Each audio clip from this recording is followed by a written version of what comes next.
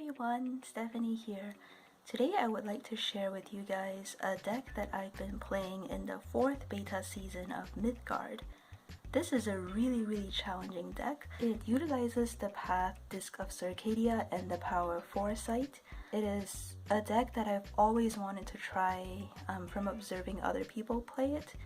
The most recent person that I observed playing it was Phantom's Shotten, and I'm very happy to tell you guys that I made it to champion this season using this deck. It's a very flexible deck that can either play like an aggro deck and finish the game within 6 or 7 turns, or it can grind out really slow control matches. It really depends on the matchup.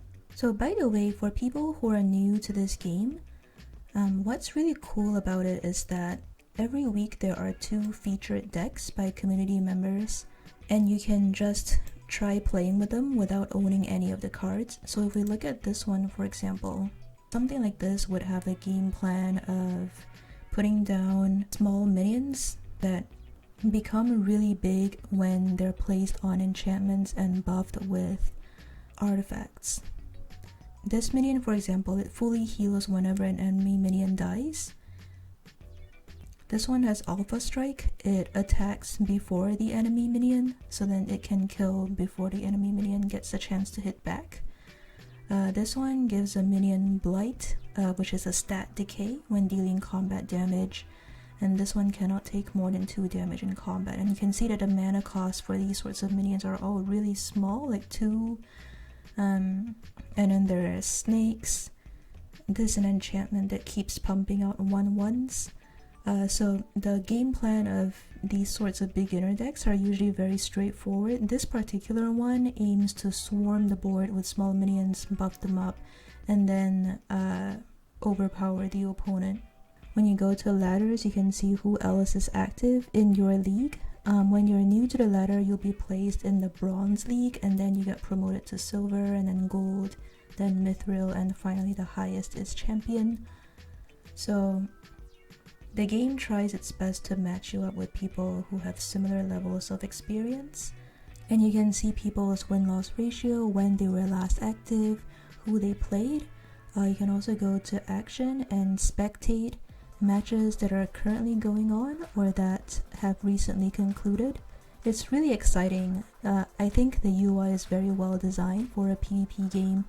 There's also a lot of people who stream their games on Twitch, chat about their replays in the official Discord. Anyway, I'm rambling. So this is the deck that I want to show you guys. So you can see my record with this deck. I played 3 games in casual with it just to test it out. Then I took it into ranked, and it's gone through a lot of changes. The most recent version that I'm showing you guys, it has a really good win-loss ratio. If we go to my profile history, you can see, out of 10 games, I lost 3. So I named this deck Yin-Yang because it's a YG deck, and it utilizes Disc of Circadia, which flips between day and night. There's basically 5 different paths right now. Fires of Creation is for artifact decks. Journey of Souls is mostly for aggro decks. Rainbow's End is for enchantments, and Turn of Seasons is like a generic deck that cycles through the seasons and gives you an additional card draw every time it completes the cycle. Now, Disc of Circadia is probably the most challenging one. Essentially, you can activate the disc whenever you activate your power. And there's different kinds of powers. The one that I chose for this deck is Foresight, which is look at the top 3 cards of another player's deck or your own deck, and then when you divination, you can choose one to put on top. So you can choose what card you want to draw next based on the 3 choices given to you. Whenever you activate that Foresight option, you flip the disc. So when you flip from night to day, you draw a card.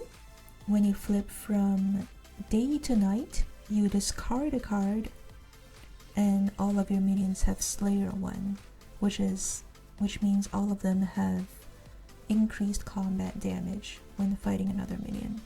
So essentially why we want to use this is that we want to chuck our really big minions. Like this one, it's normally a 7 mana minion with 7 attack and 7 health. We want to chuck this into the discard pile, which is called the Boneyard. And then we play our 3 mana minion, which is the Hopeless Necromantic, and when it dies, it gets replaced by the bottom minion of your Boneyard, which is a really big dude that you chucked. So you can ramp out the gigantic minions very early in the game. Another way you can use the disc is to throw the Born Again into the Boneyard during the discard turns. And then this minion returns to your hand, so you don't actually lose any cards, and then when you flip the disc again, you get to draw a card. So whereas Turn of Seasons draws 1 card every 4 turns, if you keep flipping the disc, you can actually draw faster. With the Slayer, you can basically make your minion stronger whenever you feel like it and make value trades. And the Slayer also works really well with your big minions that have Overrun. You can see on the left the definitions of these key terms. Overrun means when attacking a minion, excess damage carries over to the defending player. So like if they try to block your Indrik Beast with, let's say, a 4/4, and you flip the disc such that your minion has Slayer, it means it has basically 10 attack and it goes through the 4, so then 6 damage would carry over to the defending player. Now, because we don't want to clog up our Boneyard with small minions, this deck has a relatively weak early game in terms of small minions. Like, we're gonna be playing spells mostly to try to control the board. So Clay Effigy, it's a spell. It creates a 0/1 statue and draws a card. You can use it to block their small minions' attacks. We have Wonder Drug, which is when you have 9 or less life, you heal for 10 and draw a card. We have Misanthropia, give all minions Blight 3, so if they spend their first 5 turns building up a huge board, you can just wipe their board with this. Give all of their minions stat decay, so they all get -3/-3 every turn.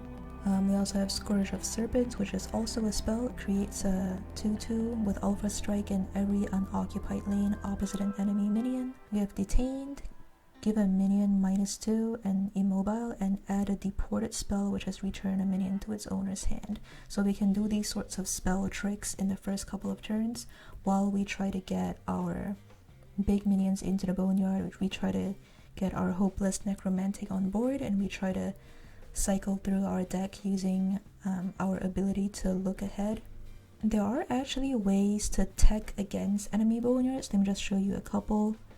In the orange faction, there is this card that you have to watch out for. This banishes a minion in any Boneyard. There's also Seal of Exile from orange, which is banish all copies of an enemy minion. So if you play a Necromantic without doing anything else and they just seal your Necromantic, that means all copies of this are removed from your deck. So against orange, you want to be really careful to play around this. Valkyrie Enforcer returns a minion in the opposite lane to its owner's hand, and the thing is, when Hopeless Necromantic gets replaced by the bottom minion, that minion now has Ephemeral. Ephemeral means it gets removed from the game when leaving play. So if you cheat out like a Troid Stag on turn 4 or whatever, and then your opponent places an Enforcer, then the Troid Stag gets permanently removed from the game. From red, there's also Pit Fiend, which is banish the top 4 cards of your opponent's Boneyard. Now there's a couple of things you can do when people try to mess with your game plan. Basically, if they spend mana on things like Pit Fiend or Gold, they try to tech against your Boneyard, that actually works in your favor because you just keep persisting to the late game. You know, if they've succeeded in removing 1 or 2 of the big minions that you chucked into your Boneyard, big deal. In the late game, you have so many. You have Troid Stag, you have so many big minions for late game. So our late game is actually stronger, and I've also mentioned that with the Born Again trick, you can draw faster than other people in the late game. Now, some of the more explosive combos with this deck involve the cards Foul Harvest, which is sacrifice one of your minions to gain 3 temporary mana and 4 health, and Volition, which is give a friendly minion a standard action. So it activates the minion immediately and allows it to attack. Plague Maidens is also in here as a kind of board clear, and it can also help with sneaking in a lethal. Here's an example of a game where I managed to pull off that really explosive combo.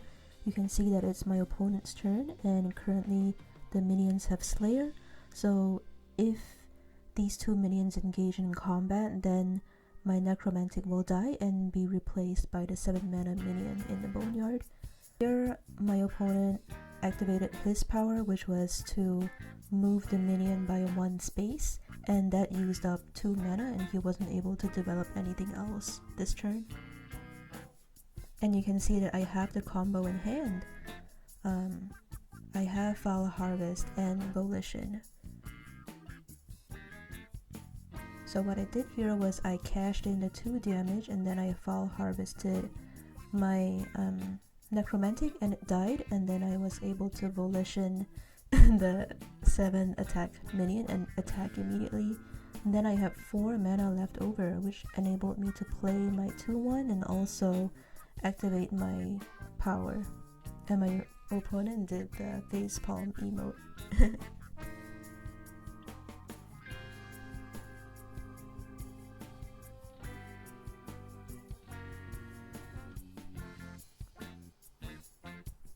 By the way, the emotes in this game are drawn by a fan.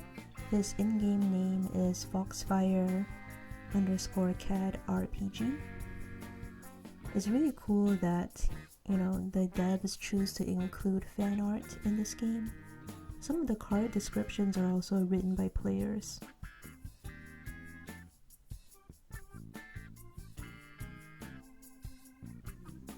Anyway, you can see that last turn when I activated my Foresight, I chose Plague Maidens over the Revelation of Zemek because I knew that my opponent's path means that this turn his minions will be in winter, which means they have Fragile, so you can see the little shield with a crack in the middle of it.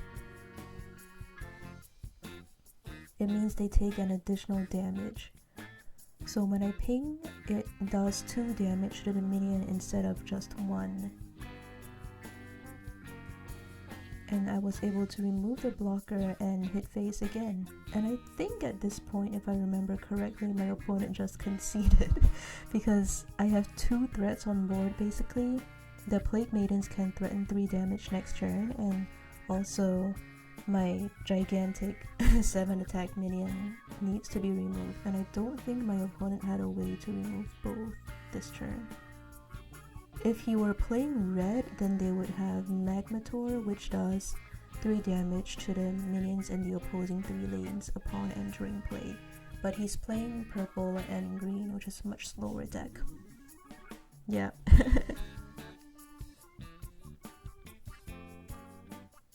But yeah, people are quite nice in this game. Like, most of them give the good game, in my experience. Oh, I also need to explain why I included this guy. So Bob Vaquero is a 5 mana minion that for the cost of 3 mana draws a card and deals damage to anyone equal to its mana cost.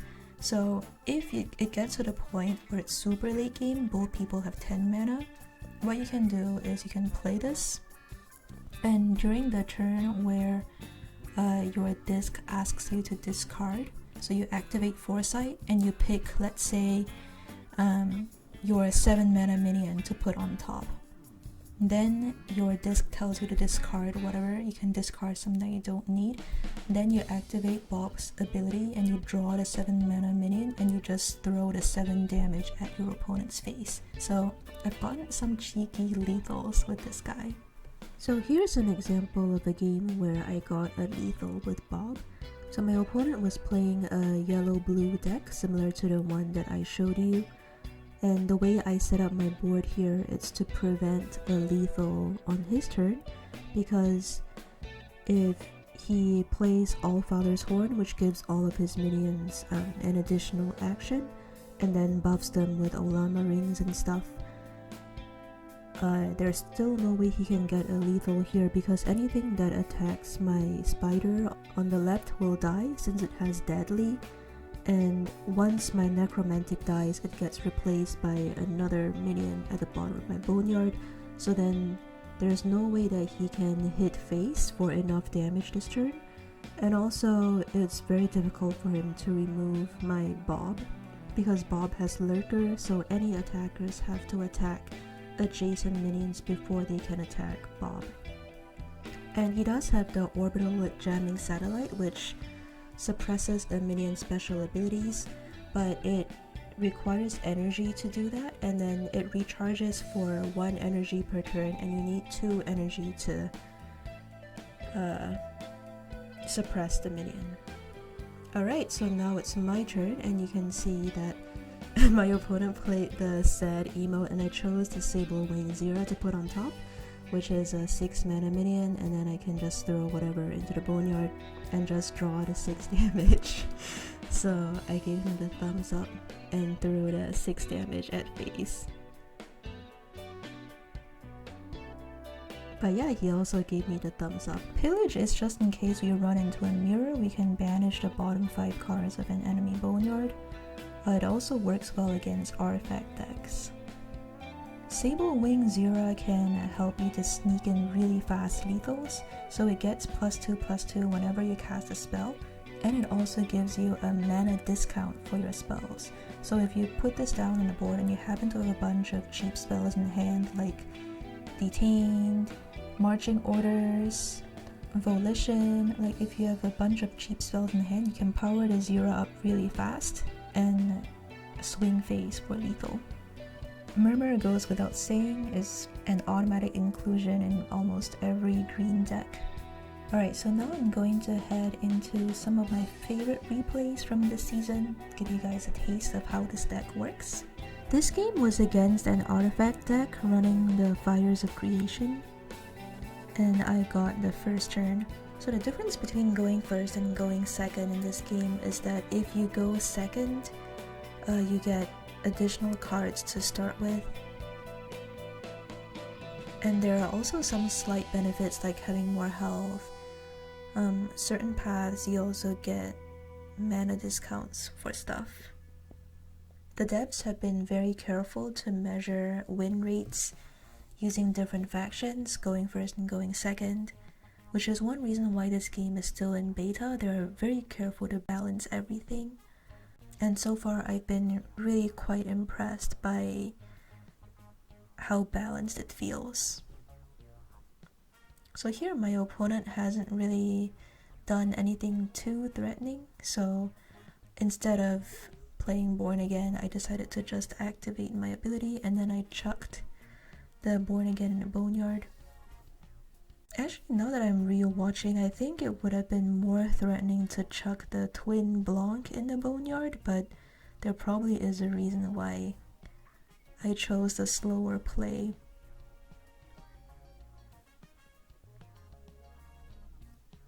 And I had 2 Revelation of Zemex in hand, so I threw away 1.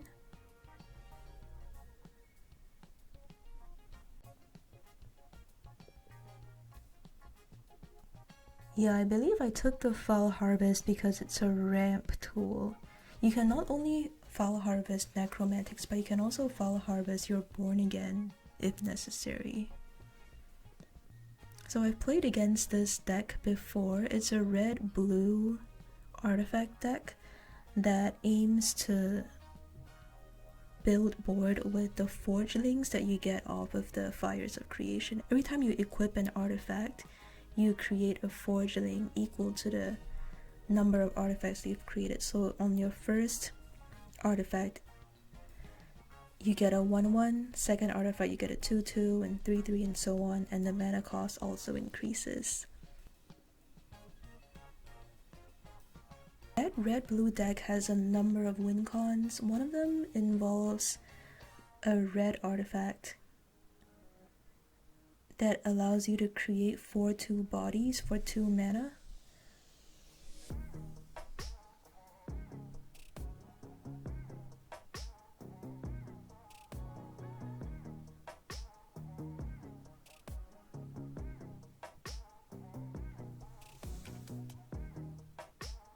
Oh, I see. So here I threw the Indrik Beast in the Boneyard. I chose to wait for a bigger body instead of throwing the twins in. Because the thing about artifacts is that the forgelings can get really big. So here my opponent equipped an artifact called the Stretcher, which means every time you draw a card you take 1 damage. And the other artifact is Barbed Bolts, which gives a minion -1/-1. That's how he was able to remove my Born Again. I think I actually chose to do something super risky by drawing cards here, even though the Stretcher was active. If I remember correctly, that's what I did. Yeah, the Volition was for late game, so I burned that. It goes back into your deck when you burn it. Oh, and I actually drew the Pillage, which means I can steal the Stretcher if I want.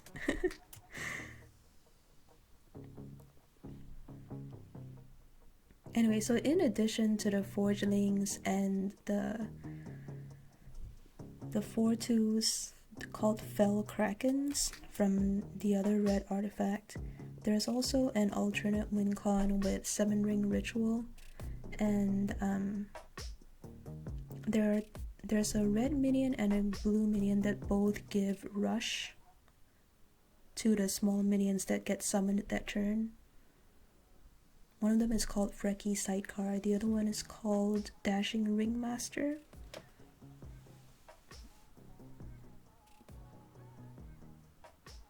Yeah, instead of stealing the Stretcher right now, I chose to develop board, I think, because his board was pretty small at this moment.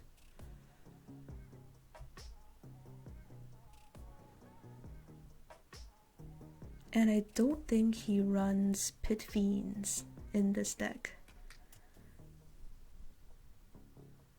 So basically my Necromantic can be a really big threat in late game, like a really effective blocker and really big threat. There's no way he can wipe my board this turn unless he has Cataclysm, which I don't think the red-blue deck runs because it has anti-synergy with artifacts. Cataclysm does 5 damage to everything on board and to players. Oh yeah, another thing to know about the UI is the little circle next to the player's health at the top and also at the bottom right. It shows you how much time is left. So if you run out of time, then your turn just ends and you don't do anything. Oh yes, the red removal spell, Extract Life. It costs 3 red gems and all of your mana. All of the mana that you have left. I think here I chose to steal the Stretcher.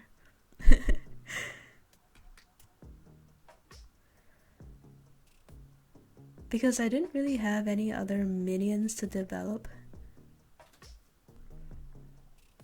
So I decided to hit first and then activate my power. And then I drew the Necromantic. But I didn't have enough gems to play that, or enough mana.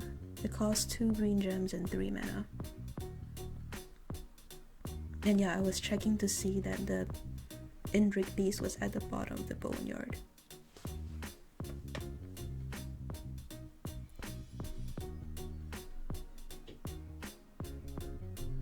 So my opponent made a tempo play. Magnus Thorson does 2 damage to all enemy minions on board when it enters play.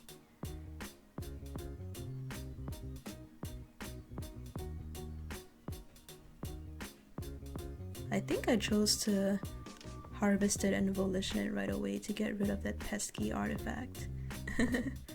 And then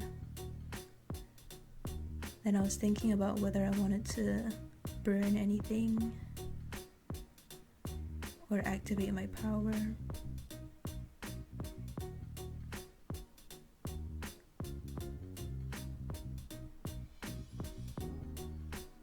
I see, I decided to build a bit of a board. probably shouldn't have tossed the Plague Maidens actually, because the 7-ring ritual is coming up pretty soon.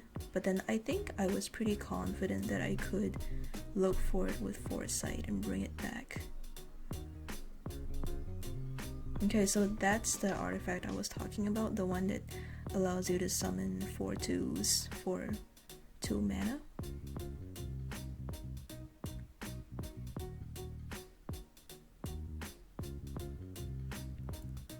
I was looking in the boneyard to see what I wanted to bring back with the Short Stag, because upon playing the Short Stag you can choose anything that's in your boneyard to return to hand. And I think I chose the Necromantic, since once the Necromantic dies it gets replaced by the twins, which is super oppressive. Oh, I see, I chose to burn it for a green gem, because Deported is really effective against big forgelings, since forgelings are ephemeral. So when you deport them they just get removed entirely. Okay, so my opponent played Gigantomachia, which is the only really powerful removal spell that red has. It banishes all minions with 4 or more health. Here I think I was trying to calculate if I wanted to play the Sable Wing Zera in an offensive position, or because the Sable Wing Zera powers up whenever you cast spells.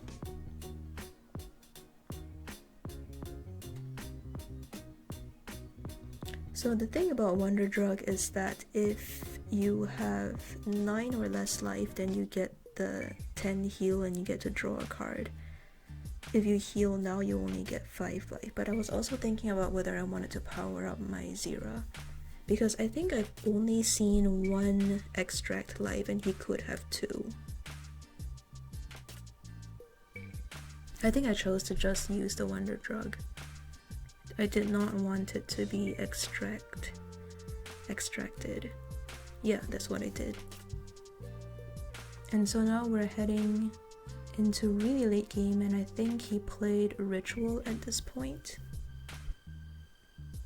Honestly, instead of burning the Maidens, I should have burned the Murmur, because I don't think that deck has any really big threats. So thankfully we had Foresight, and I was able to draw back the Plague Maidens. Well, it's a discard turn, so I discarded my Murmur, which I don't need. And then I have Overkill, which gives a minion overrun and draws a card, and I just had perfect lethal here. This is one of my favorite replays, even though I made some questionable choices. Just because the timing of the lethal was so perfect. Alright, in fairness, I should also show you a loss, and I'm gonna show you one of the more spectacular losses. This was against an Orange Swarm deck, hyper aggressive, very fast early game. As I've told you, our deck has a relatively weak early game.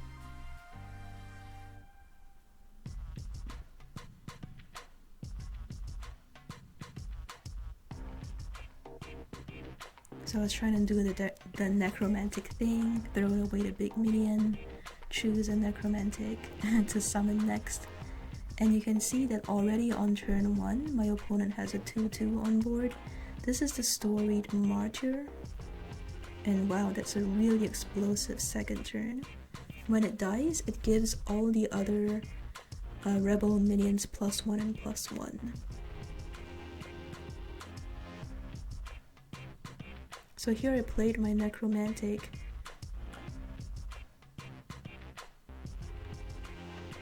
I actually can't remember what my opponent did here. He probably just ignored it and continued hitting face.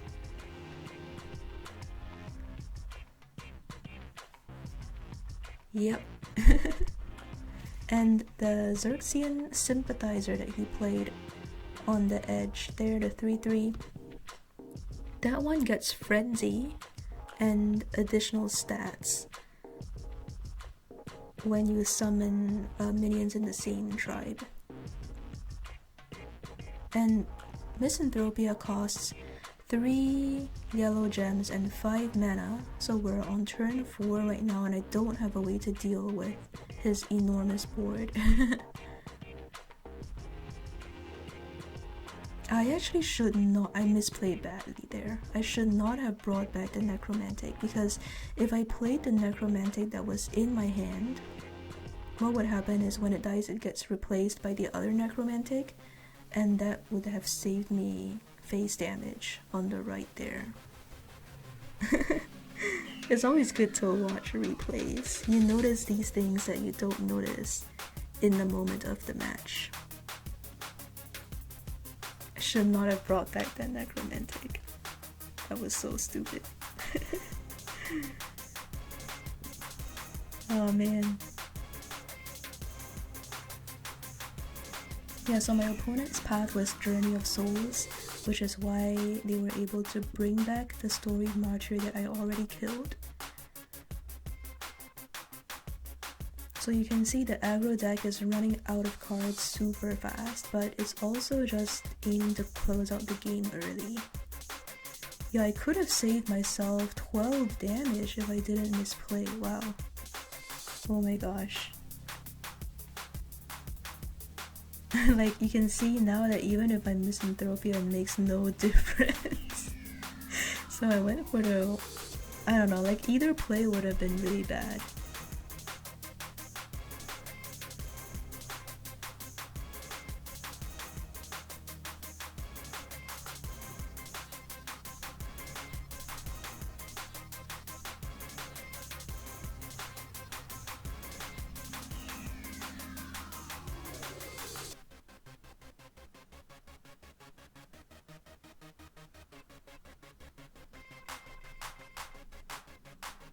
I wonder if I should have Fall Harvest in there. Fall Harvest on the 0-1 and then play the Necromantic as a blocker.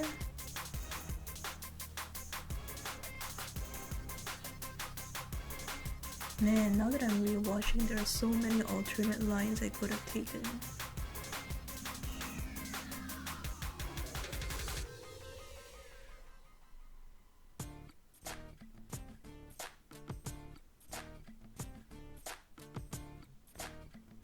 Yeah, that's the orange buff spell, Vengeful Heirloom, which also received a buff recently.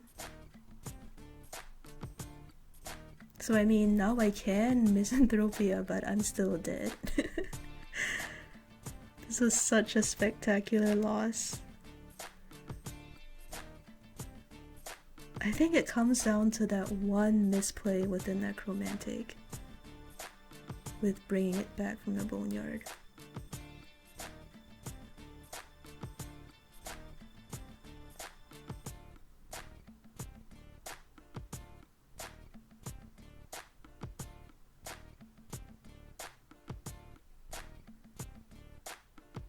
Yeah, I was looking to see if I had any fancy plays with like Fall Harvest, but I don't think there's a way to prevent myself from dying. Like, I can Misanthropia now, but I'm still dead, I'm pretty sure.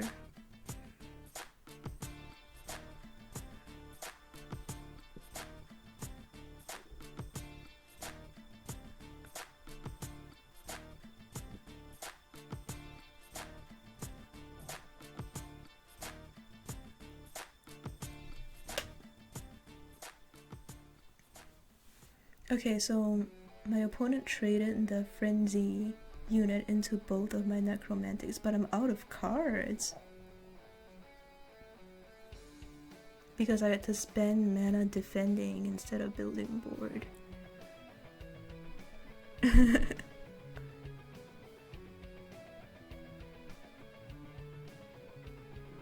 And my opponent played another threat. I had a second Misanthropia. Still dead though. Because the Cataphract in the middle has focused. So like, even though the stats decay down to 2, oh, and also my opponent has buff spells and the power, so it makes no difference. But yeah, this was one of the more spectacular losses. So I hope that this video has given you a sample of the variety of playstyles you can expect on the ladder this season. And I hope it's also convinced you that yellow Necromantic is not trashed here. Like, it's really fun to play, it has a really high skill ceiling.